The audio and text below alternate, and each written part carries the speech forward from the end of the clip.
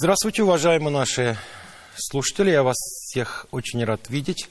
Я также приветствую наших телезрителей. На прошлой неделе мы с вами окунулись в очень яркий период истории татарского народа, важный период в истории татарского народа. Это период просветительства. Сегодня мы продолжим эту тему и посмотрим, как идеи татарских просветителей коренным образом преобразовали все татарское общество, все его стороны жизни, духовной жизни, светской жизни, в целом культуру. Я при этом считаю, что очень важно подчеркнуть, что новый виток модернизации татарского общества, который проходил в рамках модернизации в целом и российского общества, особенно в пореформенный период, после великих реформ Александра II 60-х, 70-х годов XIX века, эти реформы затронули все стороны жизни татарского общества. И деятельность первой волны татарских просветителей, они способствовали глубочайшим изменениям в татарском обществе, которое выразилось в движении, вошедшем в историю под названием джадидизм. Джадидизм возник от арабского слова «усуль аль-джадид», что в переводе означает «новый метод». И хотя это движение зародилось в условиях необходимости реформирования медресе и, собственно, самой сфере образования, однако это движение постепенно изменило все стороны жизни татарского общества. В чем были предпосылки джадидизма? А дело было вот в чем. Татарская торгово-промышленная буржуазия, которая появилась, как мы с вами выяснили, на рубеже XVIII-XIX веков и бурно расцвела уже в период XIX века, в конце XIX века встала перед очень важной задачей. Реформы Александра II способствовали промышленной индустриализации России, резкому промышленному подъему. И татарская буржуазия в этих условиях прекрасно осознавала, что без наличия подготовленных профессиональных кадров она может остаться в стороне от промышленной индустриализации и промышленной революции в России. Она остро нуждалась в инженерах, остро нуждалась в учителях, она остро нуждалась в бухгалтерах, то есть тех специалистов, которые и должны были обеспечить участие татарской торгово-промышленной буржуазии в начавшейся модернизации российского общества.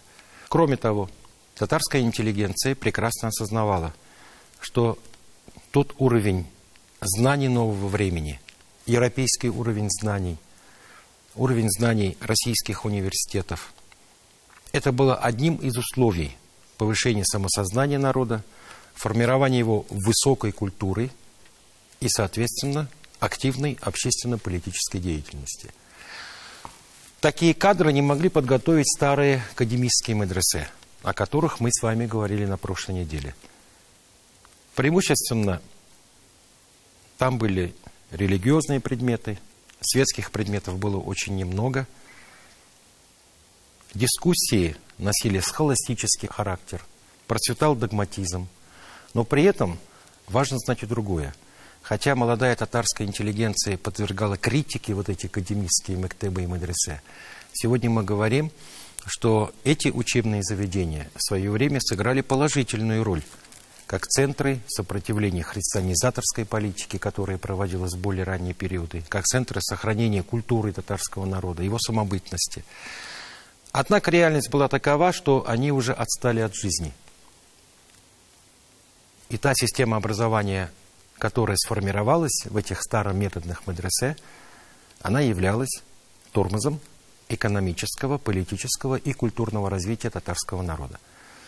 На прошлой неделе мы с вами выяснили также, что татарские просветители подготавливали целый проект реформ этих медресе. Но по разным причинам они очень редко претворяли жизнь. И, как правило, не стали достоянием всего татарского общества. Вот в этих условиях в Крыму появляется человек из дворянского рода, из города Бахчисарая, который и создал новый тип школы. Имя этого выдающегося крымско-татарского просветителя Исмаил Гаспринский. Исмаил Гаспринский очень популярен среди крымских татар. Его уровень авторитета такой же, как у Шигабуддина Марджани у казанских татар. Кроме того, Исмаил Гаспринский, будучи дворянского происхождения, получил блестящее образование. Например, он общался с представителями русской общественной мысли. Вот, например, у него сложились особо дружеские отношения с известным русским общественным деятелем Катковым. Через Каткова он познакомился с Герценом, Чернышевским, Белинским, Писаревым. А в 1871 году Гаспринский отправляется в Париж и поступает в Сорбонну. Успешно его заканчивает. И там же, кстати, в Париже он знакомится с классиком, русским классиком, великим Тургеневым. У него складывается с ним дружеские отношения. Они долгие годы вместе сотрудничали.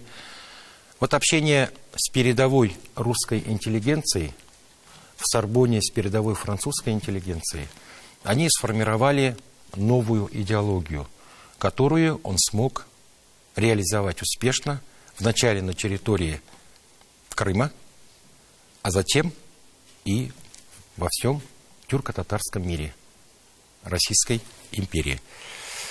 Вот в свое время он писал: «Отсутствие начального воспитания я испытал на себе, будучи еще мальчиком в Мектебе, а несостоятельность нашего высшего религиозного образования я видел здесь, в медресе, то есть в Бахчисарае, где имелось около 200 шакиртов.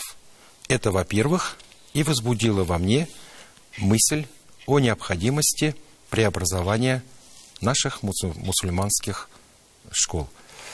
Вот как раз осознав одних из первых о том, что эти школы уже являются тормозом развития нации, он в 1883 году и открывает школу нового типа в Бахчисарае. Он сам пишет программу этого медресе и включает в программу и в учебный план целую палитру светских предметов. При этом абсолютное большинство предметов, которые преподавались, это были светские предметы. Как гуманитарные, так и, естественно, научные. Более того, за основу преподавания, методику преподавания, он взял общеевропейскую систему преподавания. И постепенно его школа, хотя она и носила конфессиональное название медресе и готовила служителей культа, но она вышла за пределы Крыма. Ее слава стала повсеместно на территории Российской империи. И тот метод, который он там стал использовать, он сам и назвал его «Усуль аль-Джадид», что в переводе с арабского означает «новый метод». В русской литературе, в русской традиции вот эти школы так и назывались новометодные школы. Кроме того, что он открыл принципиальную новую систему образования для мусульманских детей, для мусульманского сообщества, он активно занимался и издательской деятельностью. Долгое время он издавал газету «Тарджиман», то есть переводчик. Причем в этой газете он попытался сформулировать новую модель тюрко-татарских, мусульманских народов Российской империи. Помните, мы с вами на прошлой неделе сказали, что Марджани является отцом татарской нации, да? Марджани поставил вопрос: мы кто? Мы татары. И сформулировал татарскую национальную идентичность. Вот взгляды Гаспринского несколько были иные. Он был сторонником общетюркской идентичности. По его мнению, нация должна формироваться в России из всех тюркских мусульманских народов. В связи с этим он и разработал вот этот язык универсальный для тюрко-мусульманских народов Российской империи. Он его назвал тюрки. В основу этого языка он положил два литературных языка. Это язык казанских татар и крымских татар. Несмотря на то, что это был особый язык, тем не менее, Гаспринский глубоко был убежден, что конструирование нации в России у тюрко-мусульманских народов должно формироваться именно в виде создания единой нации. В связи с этим он пользовался большим авторитетом, надо признать, среди общественных политических деятелей в Российской империи, тюрко-мусульманских политических деятелей. И Гаспринский смог, наряду с Марджани, предложить тюрко-мусульманским народам России новую модель конструирования наций. Постепенно идеи Гаспринского стали очень популярной. И на первый взгляд кажется странным, что джадидские медресе и в целом новый метод преподавания был в большей степени популярен сколько не в Крыму, а именно в Казани. Но это не случайность. Мы с вами уже выяснили, что волна первых татарских просветителей, об этом много писали, составляли проекты. То есть, другими словами, Казань, Уфа, другие города, где проживало татарское население, тюрко-мусульманское население, возьмем шире, это города, в которых уже сложились условия для формирования и успешного функционирования вот такой системы, новой системы образования. Постепенно те медресе, которые возникают по типу созданного медресе Гаспринским, возникает повсеместно по всему Уралу и Поволжью. В Казани самые знаменитые медресе – это было медресе Мухаммадия, например, и Касымия. Это, например, медресе Галия в городе Уфе. Это Хусайния в городе Оренбурге. Расуля в городе Троицке. Вот среди этих знаменитых медресе особо хотел бы отметить медресе в небольшой татарской деревне Вятской губернии, села Ишбуби. Медресе села Ишбуби наряду с медресе Мухаммадия в Казани, медресе Галия в Уфе, Хусайния в Оренбурге являлась одним из самых прогрессивных и самых передовых. Вот постепенно эти медресе становятся центрами просвещенности. Татарская молодежь, и не только татарская молодежь, она стремилась обучаться в этих лучших медресе. И когда мы смотрели в архивах учебные планы этих учебных заведений, казанских, уфимских, Оренбурга, Ишбуби, нас всегда удивляло обилие, вот этот симбиоз светского образования и религиозного образования. Причем светское образование базировалось на достижениях европейской науки, а религиозное образование, оно было реформаторским, оно базировалось на восточных традициях и на идеях более ранних татарских религиозных реформаторов. Это Курсави, Марджани и многие другие.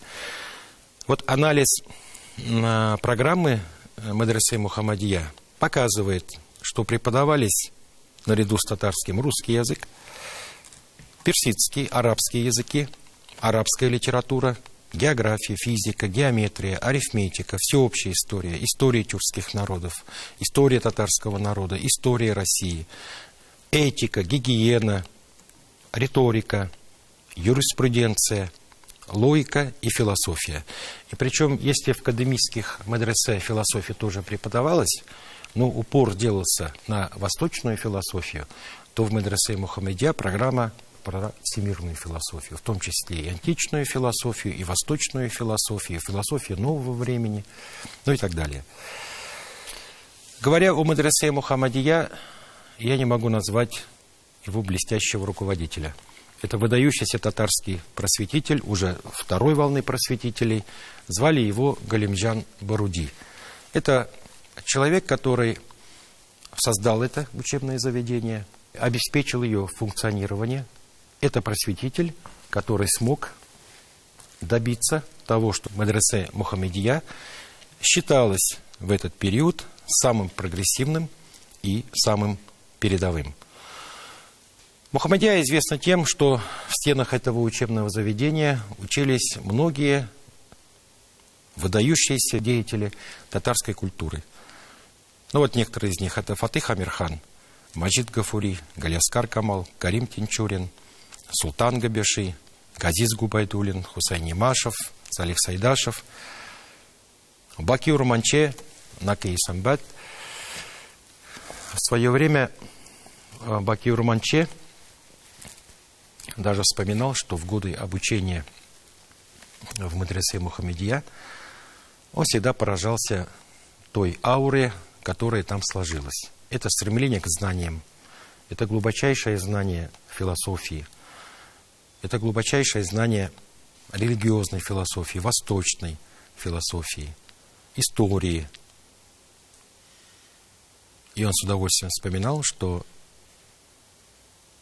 в здании медресе Мухаммедия он даже встречался с Тукаем.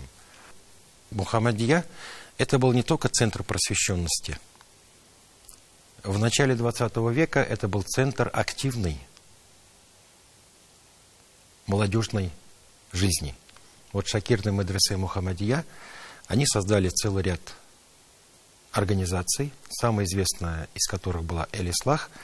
Именно в рамках вот этих организаций и формировалась уже новая демократическая мысль среди учащейся вот этой молодежи, среди шакирдов. Говоря о Мухаммедии, надо еще и сказать, что это был не только центр просвещенности, собственно, для татар.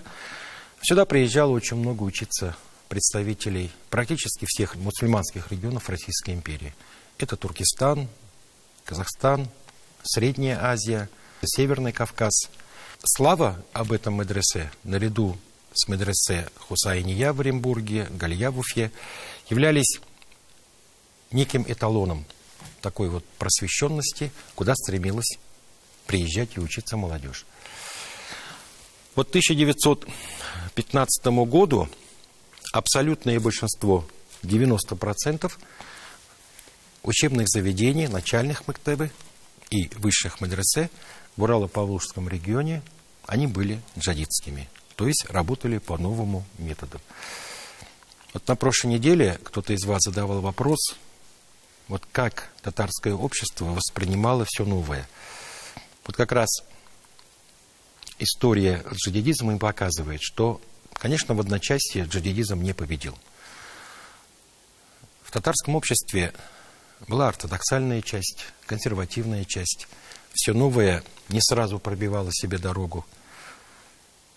Но вот все-таки тот пример, который я вам привел, что к 1915 году подавляющее большинство работало по новому методу, показывает, что татарское общество было такое ощущение, что ждало каких-то новых идей. Просто ждало этих перемен. И появление Гаспринского с его новой методикой преподавания, новой моделью школы, она очень быстро распространилась, не случайно на территории, прежде всего, Поволжья и Приуралья.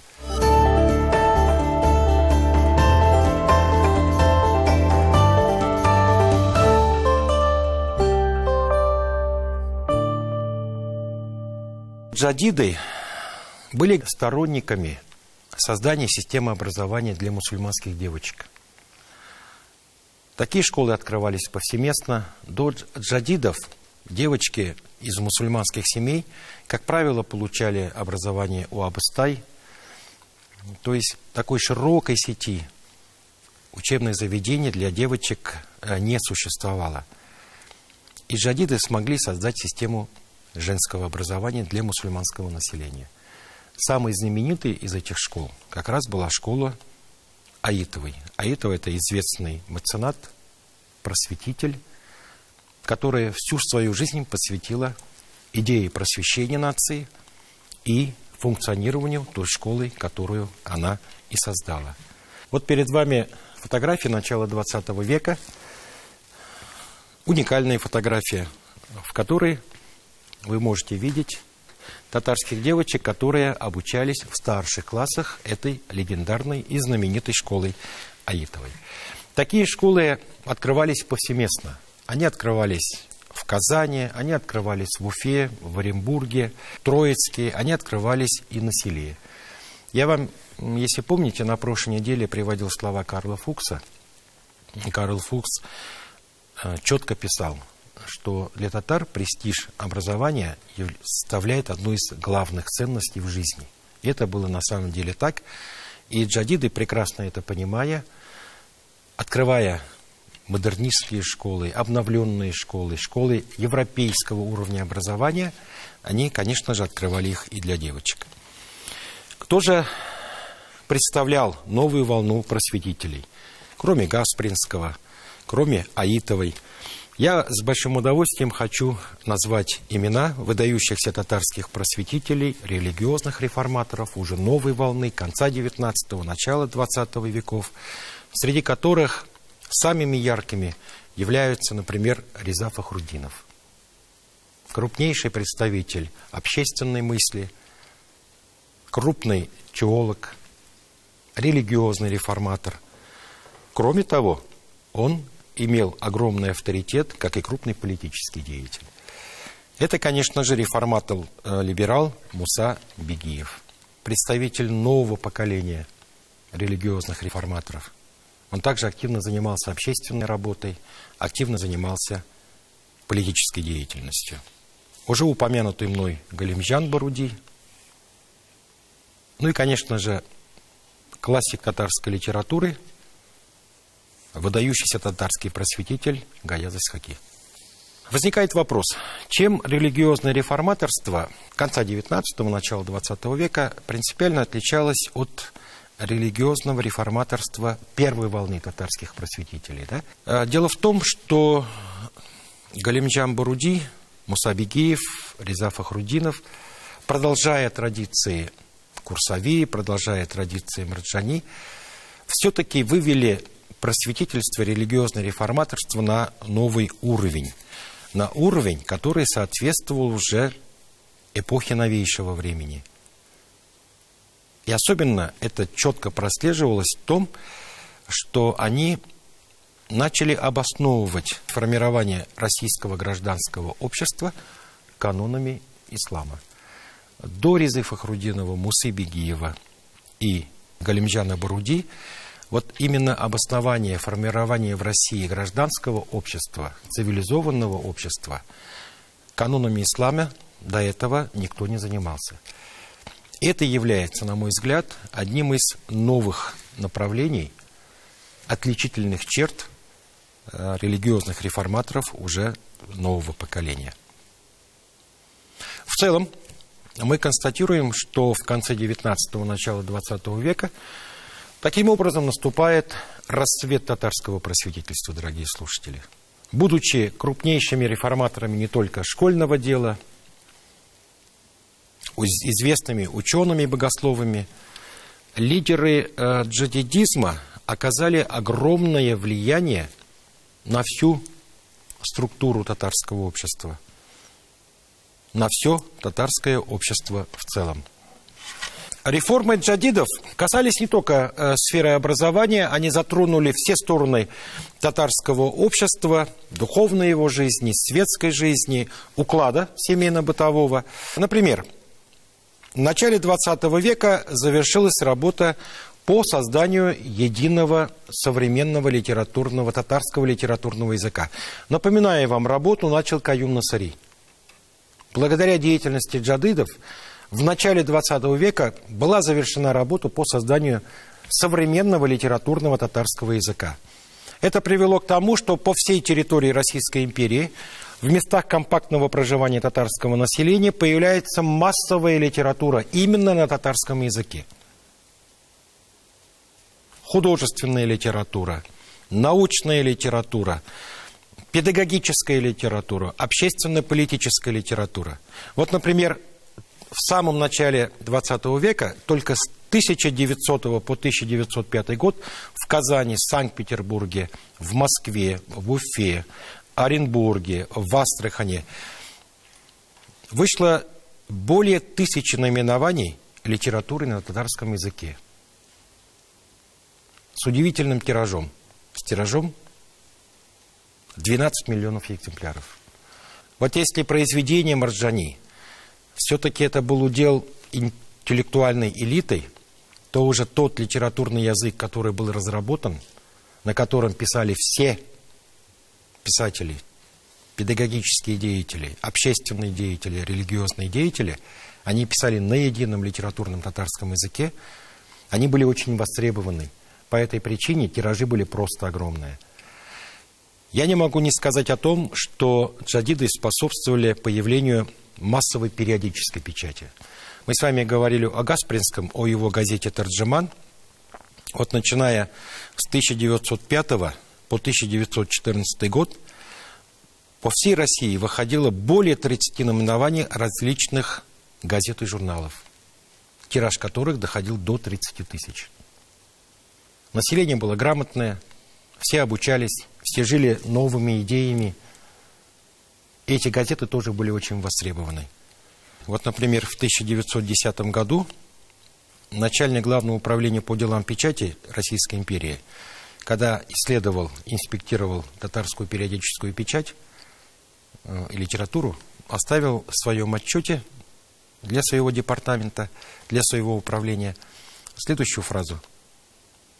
Казань является центром мусульманской жизни во всех ее проявлениях.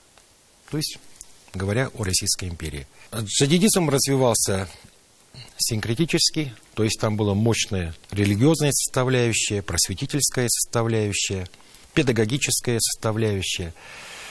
И говоря о значении деятельности джадидов, я не могу не сказать, что обширная научная литература, обширная педагогическая литература, в целом литература, она повлияла на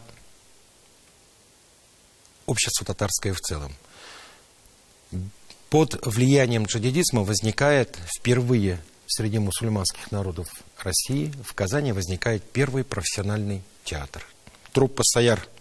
Возникает также впервые татарская профессиональная музыка.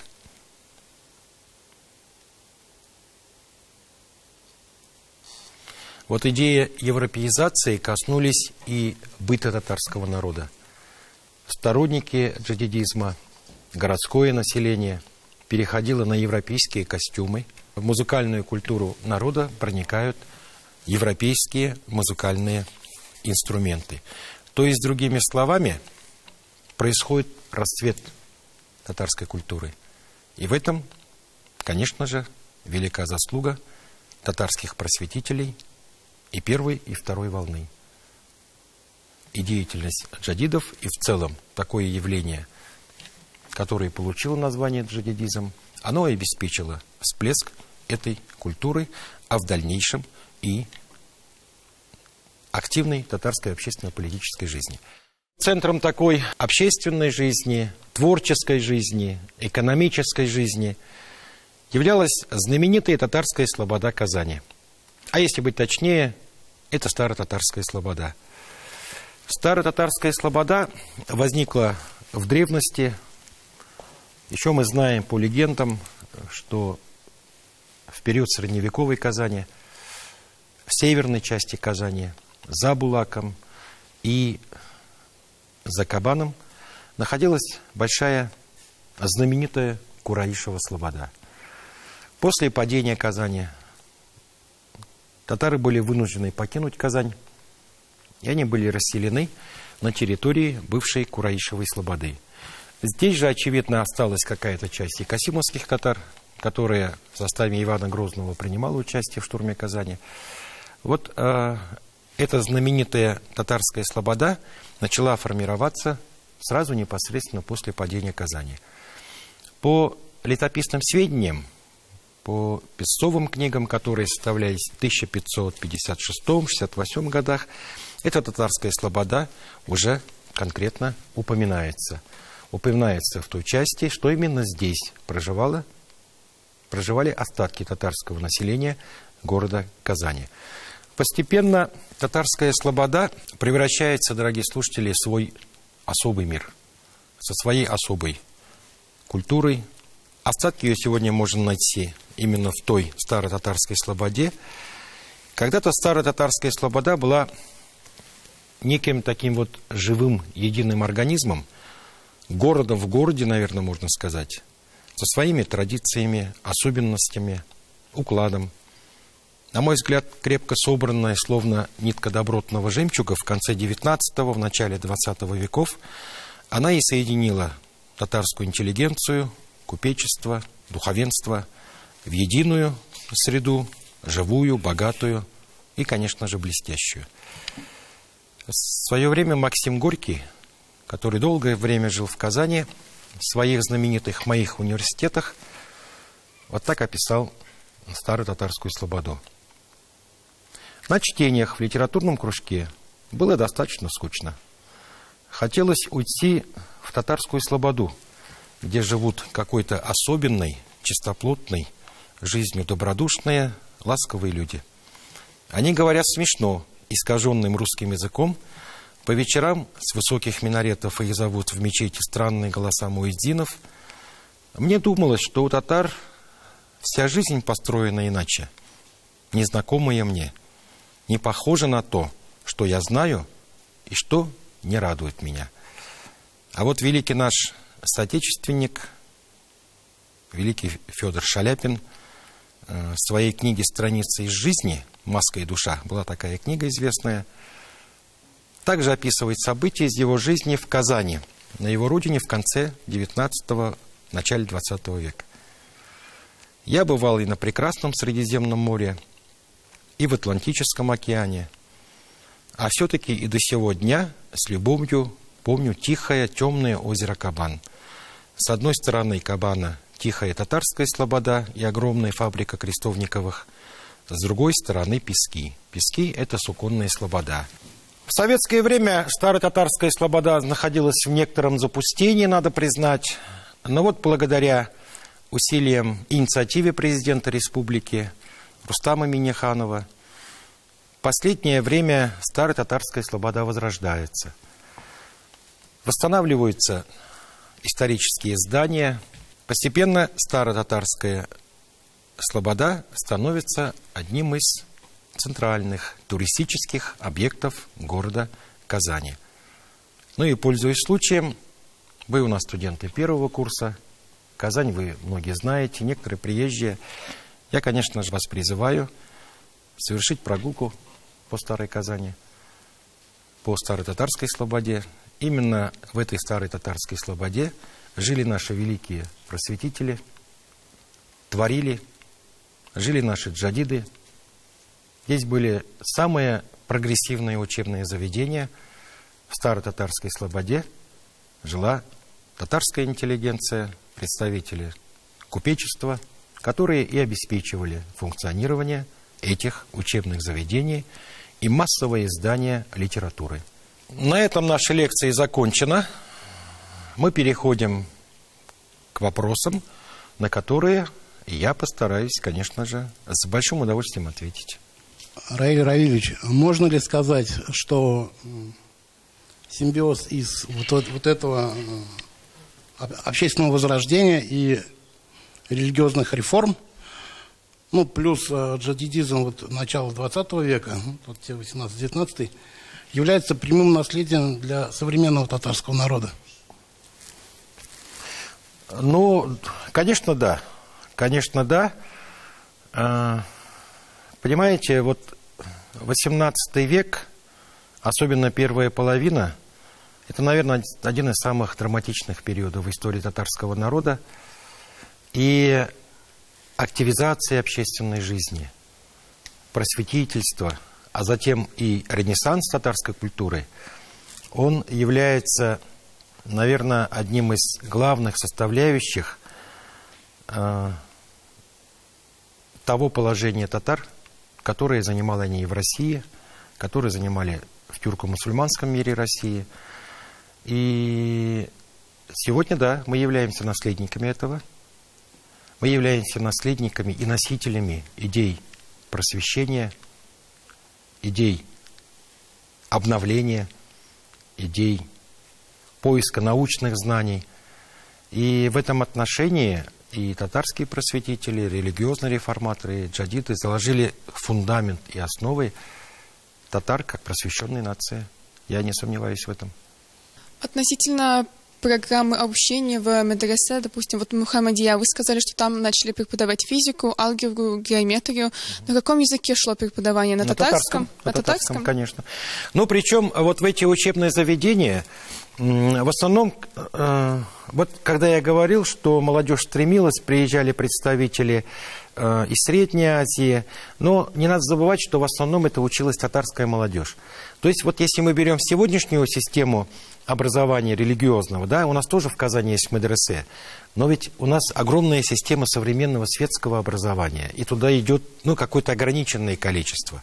А в этот период у татар это была единственная система образования, и они прекрасно понимали, что они только сами могут ее изменить, и они ее изменили, и поэтому вся молодежь шла туда. Конечно, были представители из других регионов, но, скажем, чисто религиозные предметы, конечно же, они преподавались и на арабском, и на фарси.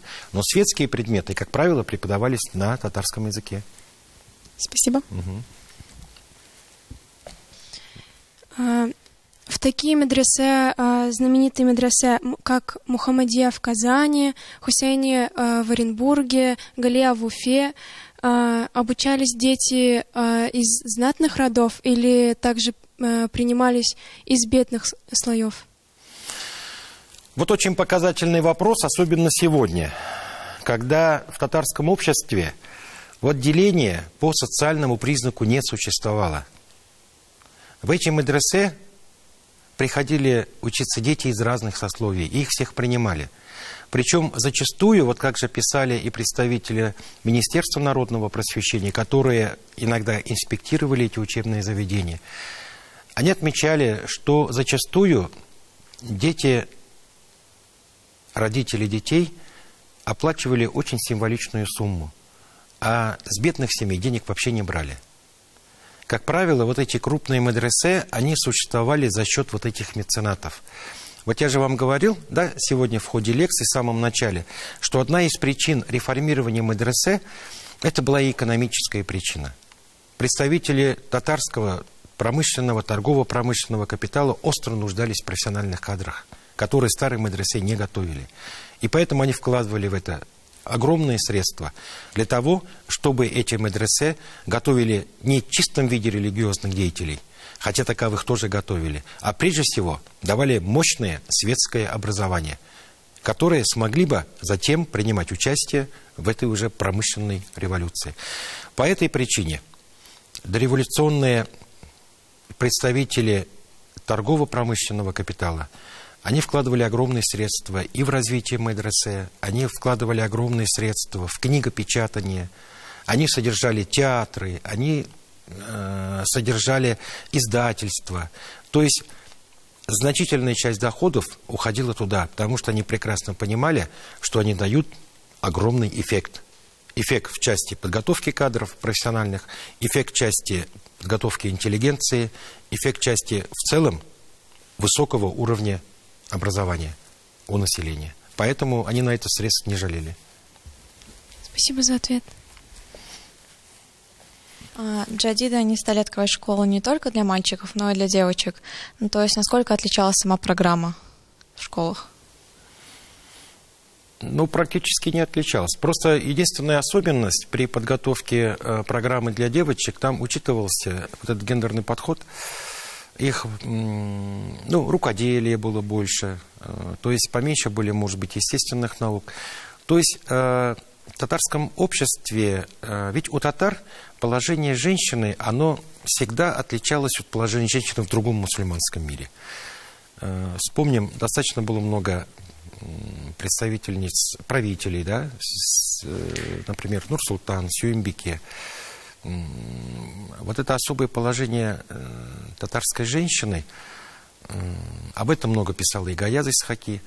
И здесь программа составлялась только с учетом вот этих особенностей. Если для мальчиков давали в большом количестве больше светских предметов и готовили его вот такой вот активной жизни в рамках уже вот нового, обновленного общества, то девочек, давая высокий уровень образования, больше готовили, конечно, для семейной жизни.